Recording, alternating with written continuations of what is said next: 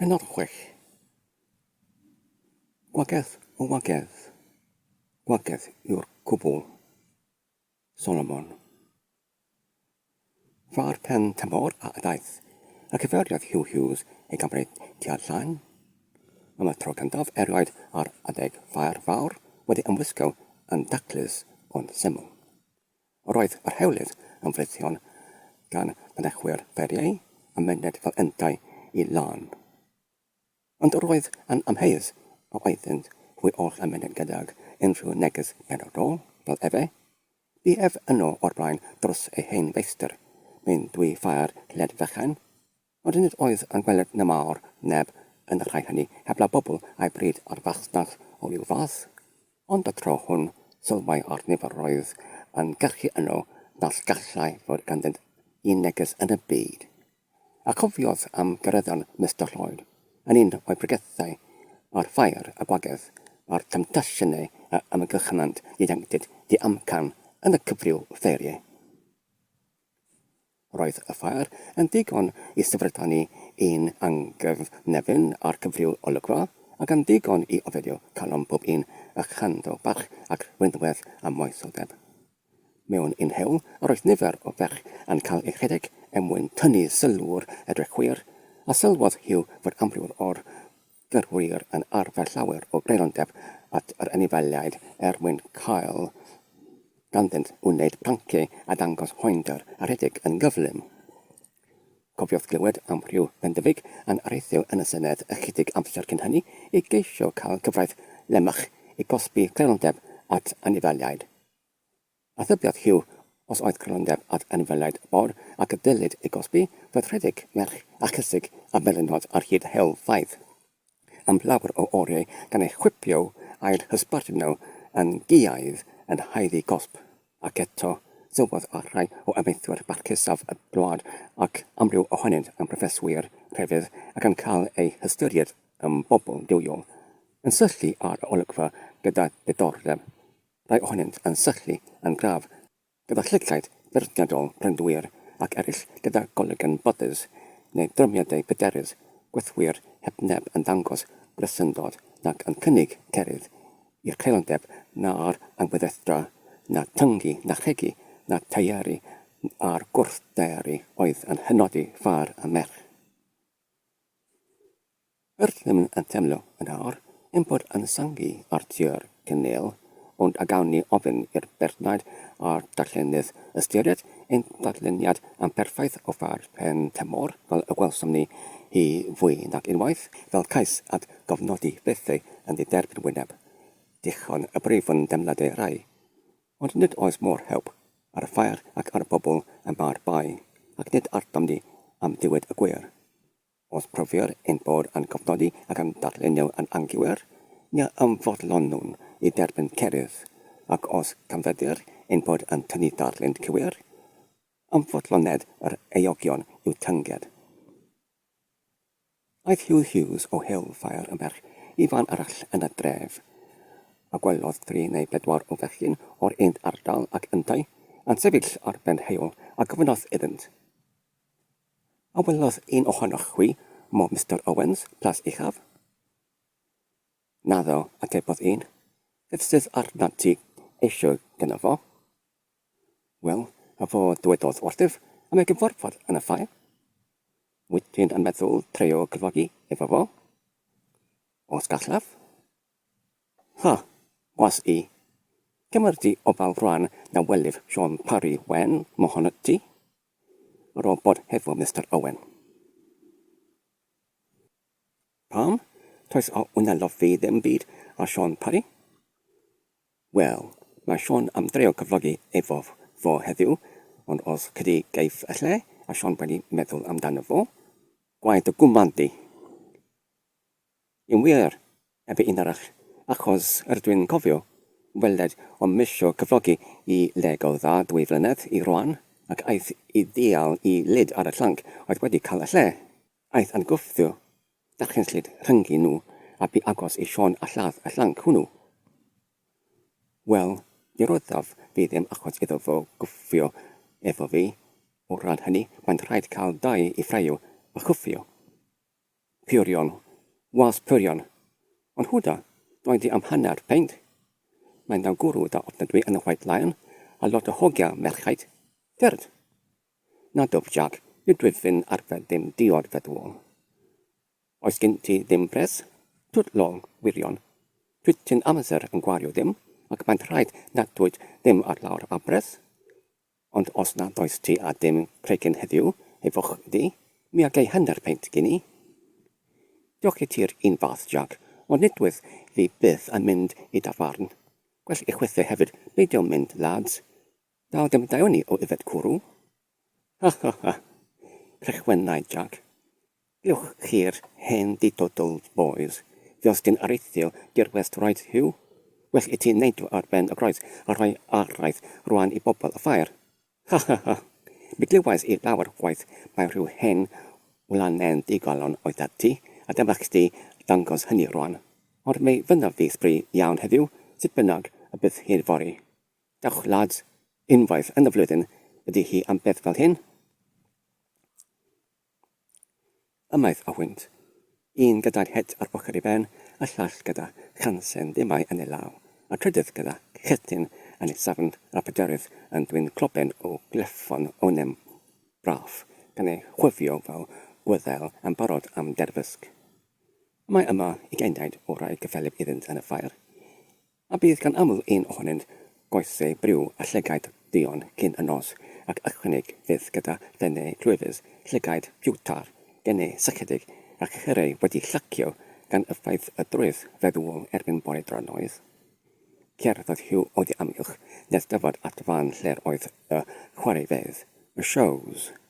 Dyma'r bethau oedd yn tynnu mwyaf o sylw bechgyn ac yn eithod y lwad o lawr iawn, a sylwodd hiw fod cryn llawer o wyr a rhagydd a rhai adrannus gyda phlant bechain am plith yr edrychwyr sygur a gwacsaw, yn llygad rhythu gyda'i cegin agored a rhyfedod am bawrygedd yn argyffedig ar ei gwynebau oedd weled y merriment a munud trwy ei campau chwym, genethod yn dawnsio yn ysgyfan droed, lledu cynfas Llydain wedi ei dybio a llundau gwahanol graduriaid ac wrth gwylad curiad daberthau, symbolau a chwythad cras yr idgarn a chrlefau a rhai a wahoddent a bobl i mewn i weled rhyfedodau pennaf y byd. Gwelodd hiw mae'r chwaraefedd hyn oedd wedi dynnu sylw y pedwar llanc ac y BF yn siarad a wynt yn ychydig funudau cynt a'i bod yn mwynhau'r golygfeydd yn iawn. Ac efe ac lywodd Jack y go yn diwedd o'r gweled un dyn ar ysgyd lawr gyfagos gyda menig mawrion am ei dwylaw ac yn gwahodd rhywun ato ef i gogio am ladd. Pŵ, rhyw hen liprin maen fel na, un cnocdan ei sennau fyddai'n digon i ddanfon rhyw gadach fel y fo at y tylwydd teg. Gyda hynny, dyna lafn o'r llwadwyr i fyny, dodwyd menig am ei dwylaw antau ac efe a dechreuodd oso ei hun ar agwedd am bladd. Chwaraeodd y broffesor ac ef am enid, fel cath yn chwarae a llygoden, ac yna pwyodd ef yn daclus dan ei fron nes y gwympodd yn del ar ysgyn lawr, mawr dyfyrwch i'r edrychwyr. Clywodd hiw yr un llanc yn dweud drachefn. Ha, dyna Sean Parry Wen yn myned i fyny, ar y fan yma, os cyrif o Sean, mi geif fy dreio innau, dydy ond brifo ddim ar neb hefo'r menig yna. Wylodd hiw ydyn ac yr rhybyddwyd ef i'w ofni ac i'w ochel a dyblodd fod golwg milaen cais arno ac roedd yn amlwg efod yn dyn cryf a heinif. Yn baratodd i amryson ar proffesor a rhoddodd gryn dipyn mwy o drafferth iddo na'i rhagfennydd ac roedd yn amlwg fod y proffesor yn ofni cael dyrnod gan Sean Parry. Gwrchodd Sean oedd feithi taro ei wrthwynebwr a chrythrodd ato ond neidiodd y llall o'r nach di mor chwym pan oedd Sean wedi ymhyrtho ato yn ei hochnedd a bu yr ymhyrthiad gwag hwnnw yn foddion iddo gwympo ar ei ben yn erbyn talcen y tabwrdd. Drum nes gyrru ei ben ef trwyddi a dyma lle roedd a'i ben mewn cyffion y drwng fel coliar am ei wrth a'i draed yn chwifio yn y arwyr fel esgyll melyn wynt. Roedd cychwyn yr edrychwyr yn anthraethol. Rhegodd Jack go a gwaeddodd rydyn gweld i castau fo ac mi rof fi iddo fo glotan a rhedodd i fyny'r grisiau at ysgyn lawr.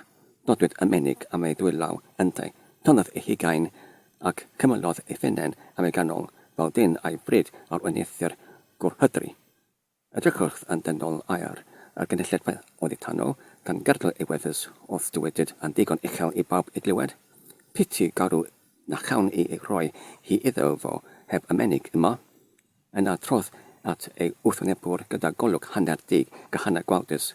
Aeth trwy amryw castiau yn llawer mwy celfydd na'i 2 flag flaenydd. A gwelodd y proffeswr yn fuan fod Jack yn arfer defnyddio ei darnau. Cafodd y chwaraewyr diwrnod led gas gan Jack unwaith ar ei dwrin. Yr hyn wnaeth i'r edrychwyr waeddi. Wel dan Jack, fach anwyl. Roedd Jack erbyn hyn yn credu yn sicr mae efe oedd i fod yn ben ar ôl y ffair, ac aeth ati o ddifri i beithfeithio ei fuddugoliaeth a'i unogrydd, ond beinodd y proffeswr o'r gwaith a dygodd ei holl bybyrwch i weithrediad. Cymorodd arno ei fod yn cael ei giro gan denu Jack ar ôl at ymyl yr ysgyd lawr, ac wedi ei gael yno, figiodd rhodi dyrno iddo yn un ochr o'n tarawedd ef yn yr ochr arall, nes oedd Jack yn hedfan mewn gwagle a dysgynodd yn denc i ganol y dyrfa islaw.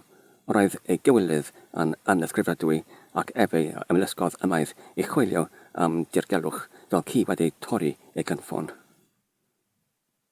Gwagedd o wagedd efe hiw ac aeth yntau ymaith, gan gymdenio hun am beidio cofio yn gynt am y gorchymyn dwyfol prodylygaidd rhag edrych ar wagedd. Ond pa le bynnag yr elai, nid oedd braidd ddim ond gwagedd i'w canfod yn gymwysedig. A llawer o anweddeddra hollol anghyfaddas i drigolion gwlad sydd wedi ennill enw mawr am eu heleoni crefyddol, am nifer ei haddoldau ac am gyfraniadau ddihafal at genhadaethau tramor. Mewn iman gwelodd 2 ganwr baledi, un ohonynt yn dall allach yn gorffen mawr, tal, ysgyrniog, carpiog ac aflan gyda llif melyn o sig tobacco yn rhedeg o'i ennau a'i dannedd wrth iddo wyneb wyneb i ganu yn edrych gyndiad ac chregiau golosg mynydd Paris.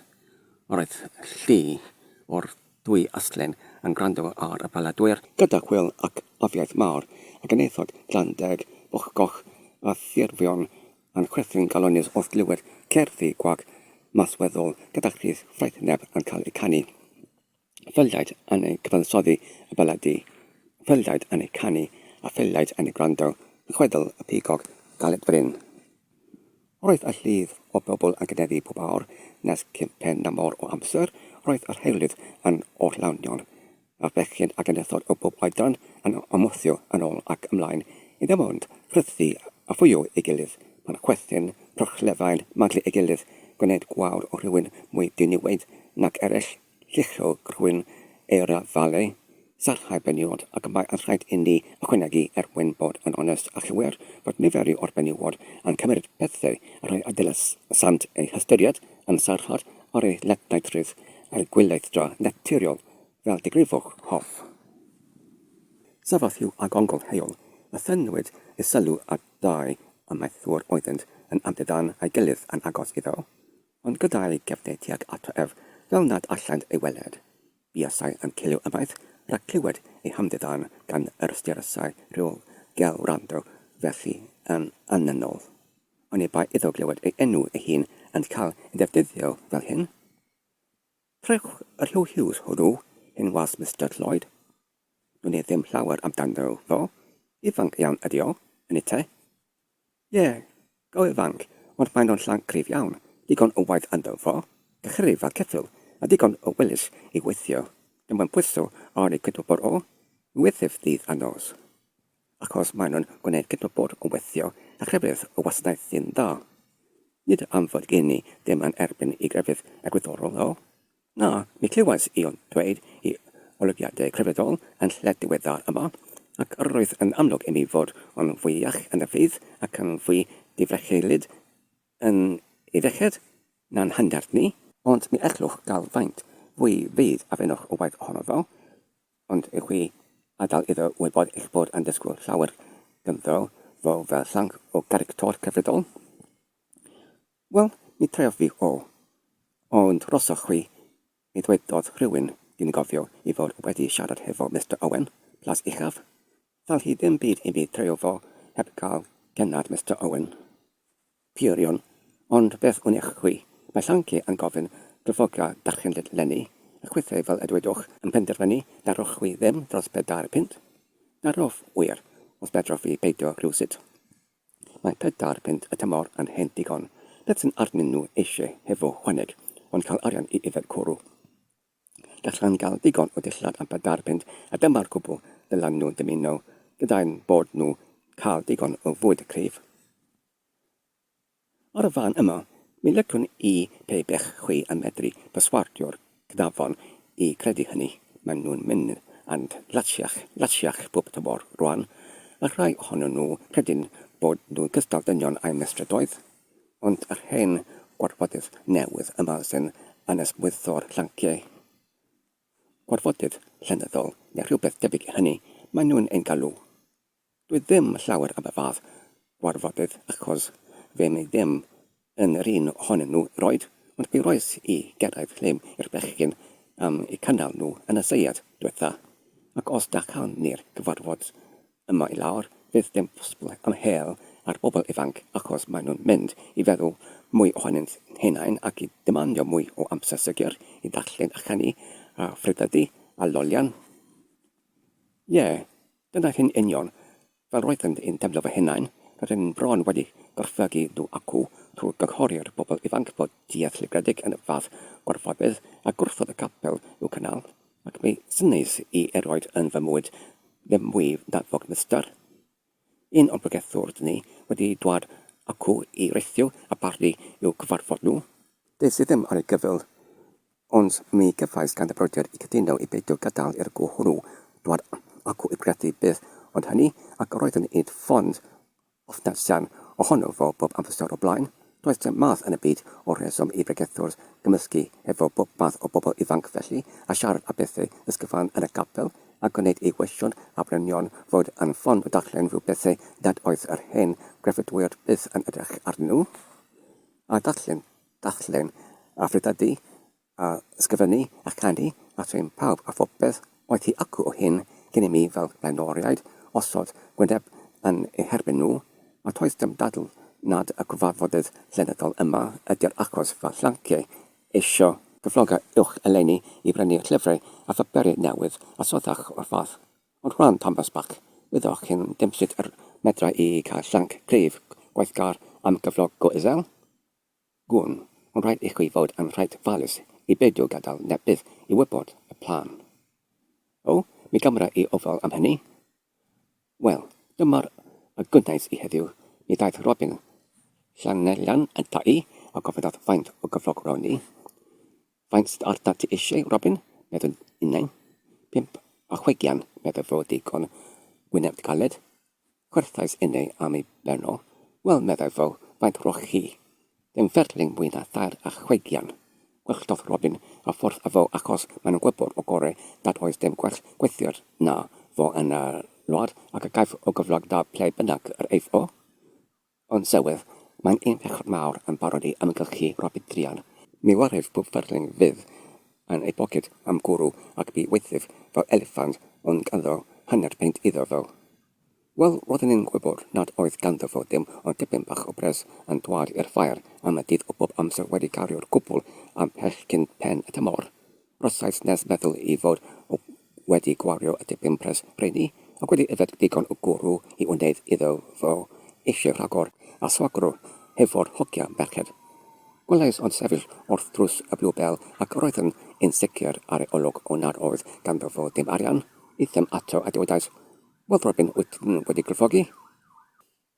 Naddo wir, Mr Jones meddai fo, well I ti gyflogi hefo mi? Ond rydych chi'n allan o bob reswm cynnig dim o'n 4.60. Ond mi dweud beth na I, Mr Jones, mi gymrif 5 pint yn lle 5.60. Fydra I ddim wir, Robin. Mae'n yn ormod ar amser gwal yma. Yn gwrando, Robin, meddwn ni, dyma beth ydw'n eisiau I chi wneud. Mi wyddodd fod deryn mewn llawn well na 2 mewn llwyn ac os leici di gymryd dar y chwegian, mi rof goron am blaen llaw i ti rwan. Mi welais mewn moment i fod o'n cydio ar y abwyd o rhan mi daflodd i lygaid i fyny ar ffenest y bliwbel, le roedd amryw fechgyn ac yn eithod gwamal a fecedyrus yn ifed ac yn ystyn i pennu allan i ddangos hunain. Crafodd Robin ei glist a dyna fo'n dweud, Pyrion Mr Jones, mi cytunaf, ac ystynnodd i law yn awchus i derbyn y goron, a dyma fel y gafodd o'i fachu. Ac rwan gellwch chwethau wneud yr un peth hefo Hwcyn folks, achos maen nhw wedi dechrau mynd ar ei sbri, ond toes ganddo fo dim arian mi wn, gellwch i gael o am y pris a fenwch, a cynnig 4 swcht neu 5 iddo ar law. Ni aff i chwilio amdano'r foment yma, eber amaethwr arall. Ni ddybiad y darllenydd yn bod wedi pleithi dim ar un dachmyg wrth ysgrifennu hyn yna. Mae yn llythrennol wir ar unig rhyddid ac ymaryd gennym ni oedd cydio'r personau rhag gwarnodi gormod ar y pleidiau eog. Gwyddom yn bersonol am dynion a daliant swyddi uchel yn eglwys Dduw am byw heddiw yn Sir Fôn wedi defnyddio y cynllun uchod i denu dynion i derbyn cyflogau Israel, a bydd trwy gennym lawer gwaith glywed dynion yn beio grefydd oherwydd amdegiad rai fel hyn yn ei profesi. Nid yw'r affadd gymeradau yn ysteinio ddim ar grefydd nac yn lleihau ddim mewn gwirionedd o'r werth cymeriad rhebydol. Mae modd cam defnyddio pob beth da ac mae llawer yn defnyddio crefydd fel mantell i guddio ei gwir nodweddion eu hunain, ond ei chwilwyr y galon ymaint yn gyfrifol am ei rhagrydd, ei bod yn gyfrifol i ninnau fel aelodau o gymdeithas am ei dill o ymddwyn at ein cydgrediariaid gan ychwanegu at y maglau, a maent yn rhy barod i fynd iddynt a gwrthwynebu y sefydliadau Dionis ac sydd yn peri chwyldroad moesol ar Gymru yn y dyddau hyn am ei bod yn gwneud llanciau ffarmwrs fel dynion eraill i dechrau meddwl a themlo ac ystyried hunain yn rhywbethau heblaw ac uwch nag anifailiad dyreswm. Roedd yr amddiddyn a glywodd Hugh Hughes rhwng y 2 amaethwr yn archochli ei demlad yn dost. Temlodd awydd mynd allan o'r clyw rhag bod yn dysdirgel o fasrydd na freuddwydodd erioed y gallai fodoli, ond roedd newydd deb anfad y bedd iddo yn gweithredu fel swydd gyfarydd arno fel nad allai symud o'r fan a themlau ei hun fel yn deffro cwsg. Gasg ac anasmwydd pan dawodd y 2 amaethwr ac yntau yn ei gweled yn ysgwyd dwylaw ac yna yn dweud, bydd da i chwi wrth ei gilydd gyda thon hir llusgog, ffarasiaidd ac yn tynnu wynebau hirion a ffrydd glwyfus fel pe buasau bob un o'r 2 wedi cael ffit o'r cnoi. Na, aeth Hugh at y fan lle'r arferau gwestiwn am byrnion allan o le sefyll i aros i rywun dyfod i gynnig lle iddynt am y tymor dyfodol. Roedd yr olygfa hon yn un hynod i Hugh ac yn ymddangos iddo yn un anymunol iawn. Gwelai res o fechyd o bob oedran gyda thod bychain na dilesent o ran ei hoedran gael ei danfon o'r ddiwedd ei rhiannu, merched arbydd dydysoldeb, wybynhwr, rhai ohonynt gyda chryf mae dirfion a merhelig, dyfr llyn, calmil chri lednais i fod yn y fan honno, a'n wrthrychau lygad rithiad pob gwall a fynnau fyned hebio, a merth rhydener i fyned drwy orchwelion celyd borynion fermydd gan godi cyn toriad y wawr a mynydd i orffus am bell ar ôl i holl anian orfuso, ac eraill a gwaith celed wedi anferfio eu cerdd ieuanc wedi crymu eu gwarau, grybachu eu dwylo a gosod argraf o goglernwch a fledneidrwydd a celedwch, anfenywaidd ar y holl agwedd.